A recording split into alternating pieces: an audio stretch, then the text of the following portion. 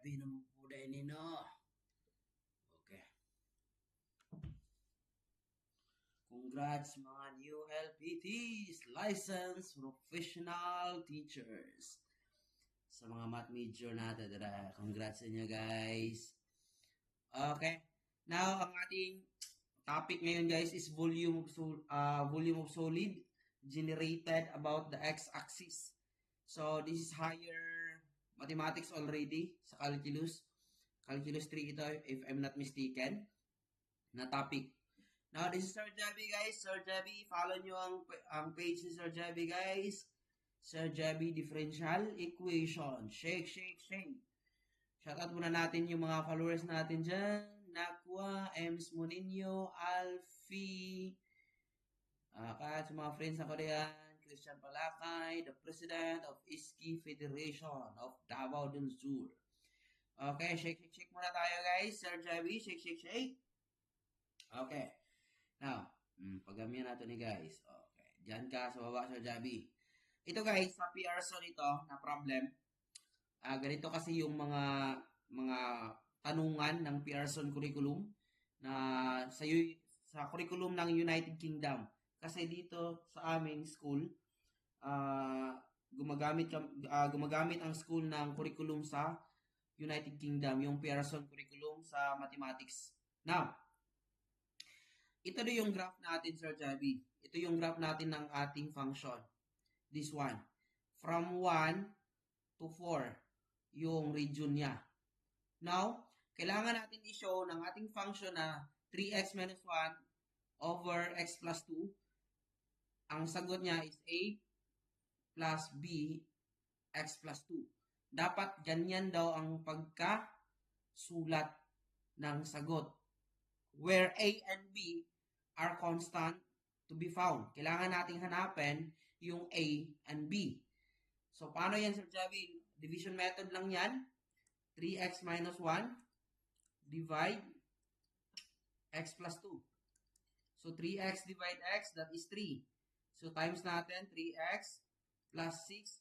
Then, change the sign of the subtrahend. That is negative 7 now. So, mayroon tayong remainder dito, Sir Javi, na negative 7. Kapag i-mix fraction natin ito, di ba? Ganito yung pagkasulat. Negative 7 over x plus 2. Therefore, yung a natin is 3. Ang b natin is negative 7. Pero dito pero plus times negative, that is negative now. So, yung a natin is 3.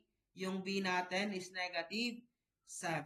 Now, ang next problem natin dito, Sir Javi, ito. Ito, mahirap-hirap ito. Kailangan natin mga text time ito. Kapag hindi mo kabisado yung mga identities natin ng natural logarithm functions, especially pagkuha ng volume ng solid generated sa x-axis. Tingnan natin dito, guys. Di ba yung sagot natin kanina? 3 minus 7 over x plus 2. Kukunin na natin yung exact volume ng solid na ito, this graph. Pero, tingnan muna natin yung mga condition natin, Sir Javi. Ang finite region daw, ito yung finite region natin, yan, from 1 to 4, shaded, is bounded by the curve and the line with equation is equal to 4. Yung line natin is 4, then the x-axis in the line with equation x is equal to 1. So, bounded siya sa curve, and the equation x is equal to 4, and x is equal to 1. Now, this region is rotated, kapag i-rotate ito, naka-rotate ito, 2 pi radians. Kapag 2 pi radians, that is 30, 60 degrees. Tama? So, whole revolution yan, rotate at the x-axis. Kapag i-rotate na natin yan, makakreate siya ng solid.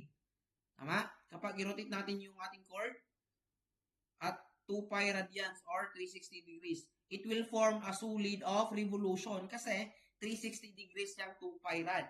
Kasi 1 pi rad is 180 degrees, therefore that is 2 pi radians, that is 360 degrees, which is the whole revolution of circle.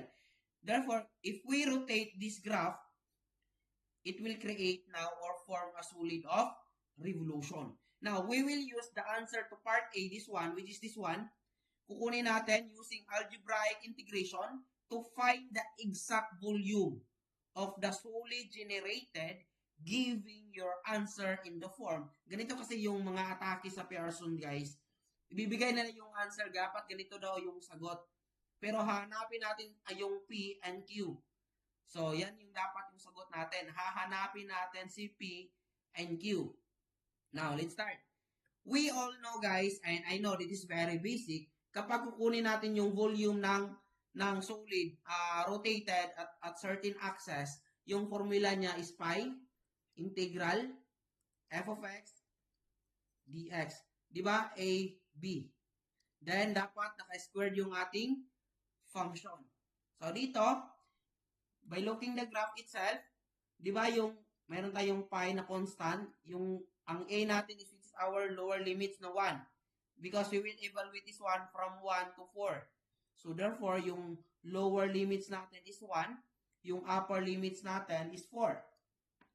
Yung function natin, 3 minus 7 over x plus 2 squared dx. Ganito na, Sir Javi. Ito, masyadong complicated yung ating integrand. Kailangan natin binomial expansion yan, di ba? So, unang gagawin natin, atin yang i-simplify muna. So, x plus 2, multiply natin, 3, 7, x plus 2. So, atin lang muna i-simplify, 3 times 3 is 9. Then, negative 21 over x plus 2. Then, negative 21 over x plus 2 plus 49 x plus 2, pwede na rin squared na yan. So, simplify natin yan further, Sir Javi. So, maging 9 minus, ito, similar fraction. Negative 42, x plus 2, plus 49, x plus 2 squared. Ito na yung simplified ng ating integrand, Sir Javi. So, pi, 1, 4. So, yung bago ilagay natin dito, negative 9, 42 over x plus 2. I hope pasensyahan nyo ito, guys. Masyadong mataas ang precision nito, guys. Okay. Pero, wala tayong choice, kundi sagutan natin ito. Now, erase muna natin ito para mayroong space. Inom kayo ng tubig dyan. Kasi nag-math major kayo, nag-engineering kayo, pagtiisan nyo. Buti na lang, nag-exist si Sir IJ and Sir Javi. Joke lang. Okay, let's start now. Ito, by power rule, atin itong i-integrate, Sir Javi. So, ano yung integral ng 9? Antiderivative ng 9, that is 9x. Tama? So, that is, mayroon yung pi. Then, 9x. Ito, di ba, ln, 1 over x, that is ln x. Ito, linear yung ating denominator. Pwede natin gamitin si ln dito. So, ang sagot ng negative 42 over x plus 2, yung integral or antiderivative, is negative 42 ln x plus 2. Ma? Dito na tayo mas stuck sa 49 over x plus 2 squared. Dito, kapag i-integrate natin to si 49, x plus 2 raised to squared, pwede natin gamitan ng u substitution. Let us say, i-let u natin si x plus 2. Kaya kunin natin ang derivative, 1 dx or 1. So, dx du. Tama? Now, okay. Now, dito natin i-sabab sa itaas. So, ang sagot natin, 49, then u squared, then du. Tama? O, yan yung ating. Then, pwede na natin yan i-transfer yung u squared natin sa numerator, maging negative yung exponent, du. Then, i-apply na natin dito yung power rule of integration, Sir Javi. Tandaan lang natin, yung u natin is x plus 2, right? X plus 2 yung u natin. Erase muna natin ito. Now, negative 2, mag-add lang ng 1 sa exponent. Negative 2 plus 1, that is negative 1 over negative 1. Or, negative 49, u negative 1. Kapag simplify natin yan, negative 49 over u. Then, yung u natin kanina, x plus 2.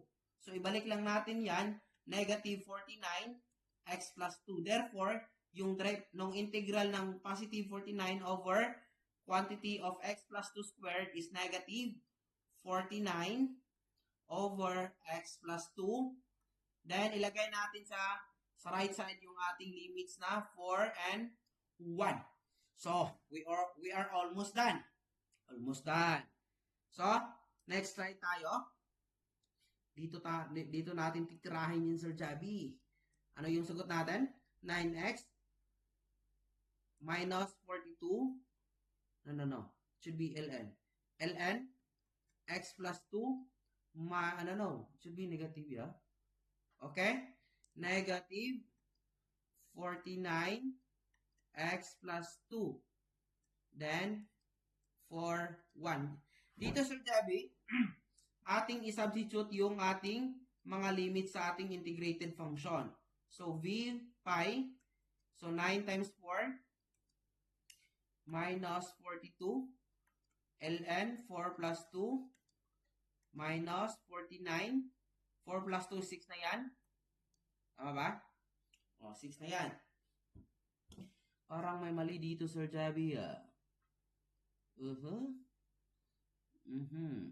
Tama pala, tama. Okay. Tama na yan. Okay, tama pala. Akala ko may mali. Dito, isubtract natin. Isubstitute din natin yung 1 natin. 9 times 1 minus 42 ln 1 plus 2 minus 49 over 1 plus 2 is 3. Tama? Then, bracket kasi kasali yun si pi. Now, dito, kukunin muna natin yung ating calculator para mas madali yung buhay-buhay natin. Okay. Pagtiisan nyo yung kurso nyo, guys. Huwag nyo sukuan yan. Okay. Dito, simplify muna natin ito, Sir Javi pala. So, v pi. So, 9 times 4 is 36. Minus 42 ln 6 minus 49 over 6. Bracket. Dapat ganito lang yan kasi. Dapat bracket yan. Now, dito, 9 minus 42 ln 3 minus 49 over 3. After this one, Sir Javi, yung ating subtrahend, atin muna niyang i-simplify. 36 minus 42 ln 6 minus 49 over 6. Ito, minus 9. Positive 42 ln 3. Then, positive 49 over 3. Kasi, distribute lang natin yung negative natin. Dito, i-combine like terms natin, Sir Javi. Itong 36, negative 49 over 6, negative 9, 49 over 3. I-add natin yan, 36 minus negative 49 over, it should be negative 49.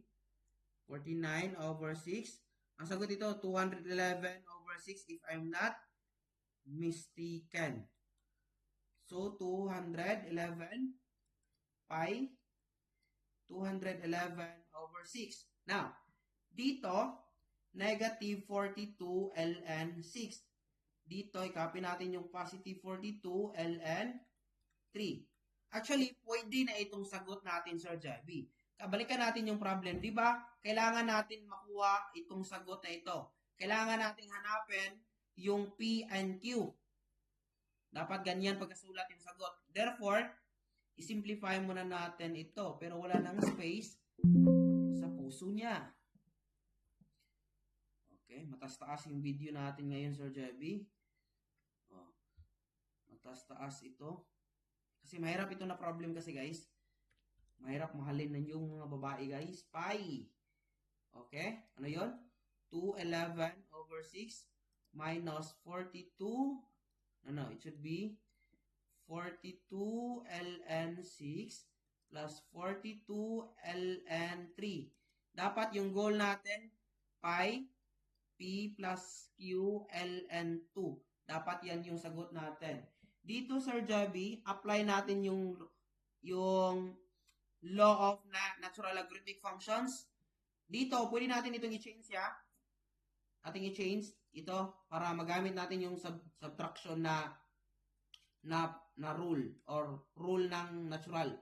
Pwede natin 42 yan, ln 3 minus, pwede din yan, ln 6. Para ma-apply natin yung, for example, ln A minus ln B. Given, the same yung base nila, ln A with the base 10. For example, like that.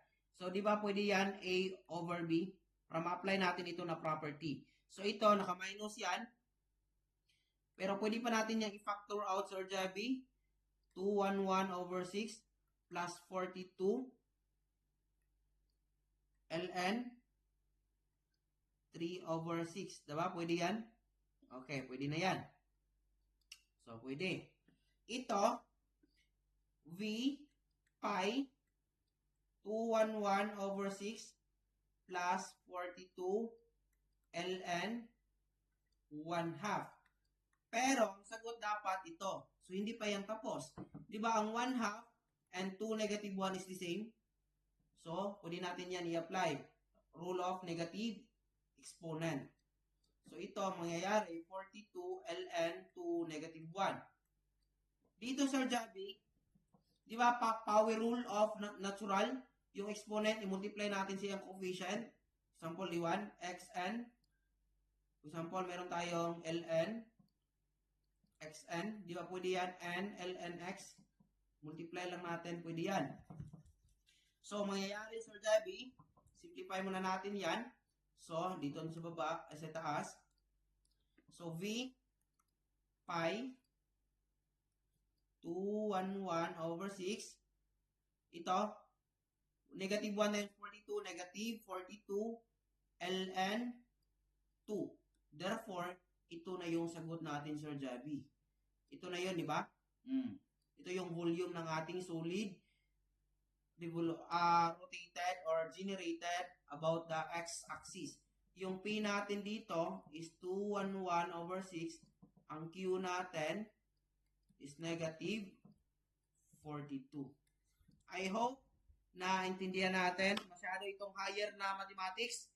Pero pagtsagaan nyo lang. Ito, Sir Javi, shake, shake, shake.